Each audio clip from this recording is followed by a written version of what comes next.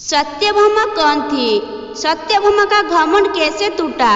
सत्यभामा श्री कृष्ण की 8 प्रमुख पत्नियां रुक्मणी, भद्रा, जाम्बवती, कालिंदी, मित्रविंदा, लक्ष्मणा सत्या में से एक, जबकि कृष्ण के 3 महारानियों में से प्रमुख थी। सत्यभामा अवंतिका, जिसे वर्तमान में उज्जैन कहा जाता है, के राजा सत्यजीत की पुत्री थी। श्री कृष्ण और सत्यभामा के 10 पुत्र थे। श्री भानु, सुभानु, भानु, बृहद्भानु, शरभानु, प्रभानु, चंद्रभानु, भानुमान, अतिभानु और प्रतिभानु। सत्यभामा के पिता सत्यजीत के पास एक चमत्कारिक मणि हुआ करती थी, जिसके बारे में कहा जाता था कि वह स्वर्ण उत्पन्न करती है। एक बार सत्यजीत का प्रसन्न नामक भाई उस मणि को धारण कर शिकार के लिए निकल जाता है। जब काफी देर होने पर वह शिकार से वापस नहीं लौटा तो सत्यजीत को लगा कि श्री कृष्ण ने उसके भाई को मारकर वह मणि चुरा ली है। राज्य में श्री कृष्ण को लेकर ऐसी ही बातें होने लगी। जब श्री कृष्ण को यह पता चला कि लोग उन्हें चोर समझ रहे हैं, तो वे स्वयं प्रसन्न को खोजने के लिए जंगल की ओर निकले।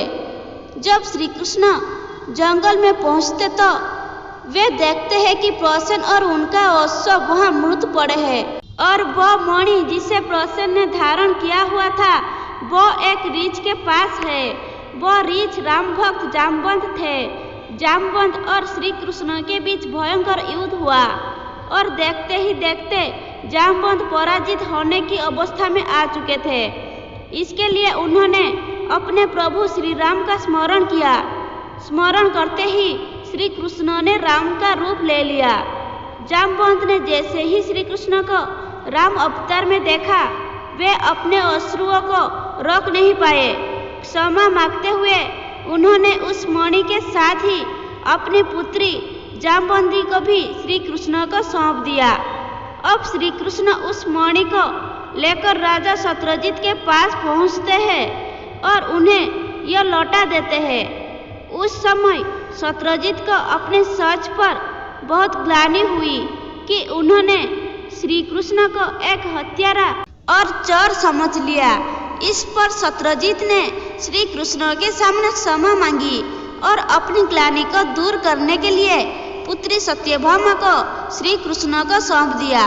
इस तरह एक ग्लानि ने श्री कृष्ण और सत्यभामा का विवाह करवाया। अहंकार से जुड़ी सत्यभामा की स्टोरी कुछ इस प्रकार है कि एक बार की बात है, श्री कृष्ण द्वारिका नगरी में अपनी पत्नी सत्यभामा के साथ सिंहासन पर विराजमान थे। दोनों के निकट ही गरुड़ और सुदर्शन चक्र भी मौजूद थे। इनमें अत्यधिक तेज दिखाई पड़ रहा था। पास में बैठी सत्यभामा ने श्री कृष्ण से बातों बातों में सवाल किया कि हे प्रभु, जब आपने त्रेता युग में राम अवतार लिया था तब अपनी पत्नी सीता थी, क्या वे मुझसे भी अधिक सुंदर थी? श्री कृष्ण सत्यभामा की बातों से तुरंत यह समझ चुके थे कि उन्हें अपनी सुंदरता का अहंकार हो चला है। फिर पास में बैठे गरुड़ बोले, हे प्रभु, क्या कोई मुझसे भी अधिक तीव्र उड़ सकता है? इस पर सुदर्शन चक्र कैसे चुप रहता। वह भी बोला कि हे प्रभु, मैंने तो आपको कितने ही युद्ध में विजय प्राप्त कर पाई है, क्या भला कोई इस संसार में मुझसे अधिक शक्तिशाली है? श्री कृष्ण तो स्वयं ही ईश्वर थे। उन्हें यह भांप पाने में तनिक भी देर न लगी कि इन तीनों को खुद पर अहंकार हो गया है, अतः अब कृष्ण को तीनों का अहंकार तोड़ना था। श्री कृष्ण ने गरुड़ से कहा कि तुम हनुमान के पास जाओ और उनसे कहना कि उनके प्रभु श्री राम और माता सीता तुम्हारी प्रतीक्षा कर रहे हैं। इसके बाद श्री कृष्ण ने सत्यभामा को माता सीता के रूप में तैयार रहने को कहा और स्वयं उन्होंने राम का अवतार ले लिया। श्री कृष्ण ने सुदर्शन चक्र से मुख्य द्वार पर पहरा देने को कहा कि मेरी आज्ञा के बिना कोई महल में प्रवेश ना कर पाए। गरुड़ ने जाकर हनुमान जी को संदेशा पहुंचाया और अपने साथ चलने को कहा, पर हनुमान जी ने कहा कि तुम आगे चलो, मैं वहां पहुंचता हूँ। गरुड़ उस समय सोच रहा था कि ये भूत बानर ना जाने कब तक वहां पहुंचेगा। पर जब गरुड़ द्वारका में पहुंचता तो वो देखता है कि हनुमान जी तो उनसे पहले ही द्वारका पहुंचकर वहां प्रभु श्री राम के चरणों में बैठे हैं। इस पर गरुड़ को बहुत लज्जा महसूस हुई। हनुमान जी से श्री राम ने पूछा कि तुम महल में प्रवेश कैसे कर आए? क्या मुख्य द्वार पर तुम्हें किसी ने अंदर से रोका नहीं? इस पर हनुमान जी अपने मुंह से सुदर्शन चक्र को निकालकर कहते हैं कि मुझे अंदर आते समय सुदर्शन चक्र ने रोका था, परंतु मैंने इसे अपने मुख पर रख लिया। मुझे इसके लिए क्षमा करें।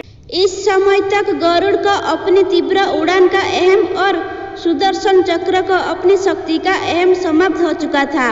हनुमान जी ने आगे कहा कि हे प्रभु, अपने साथ माता सीता की जगह सिंहासन पर एक दासी क्यों विराजमान है? हनुमान के मुख से इस तरह के वचन सुन भगवान श्री कृष्ण की रानी सत्यभामा का घमंड जैसे चूर-चूर हो गया। हनुमान ने जब उन्हें सीता माता ना समझकर दासी कहा तो सुंदरता पर सत्यभामा का अहंकार अब खत्म हो चुका था। इसके बाद तीनों ही प्रभु की लीला समझ गए और प्रभु के चरणों में झुक गए। अगर आपको यह वीडियो पसंद आई है तो वीडियो को लाइक करें, शेयर करें और ऐसे ही नए नए वीडियो देखने के लिए चैनल को सब्सक्राइब करें। धन्यवाद।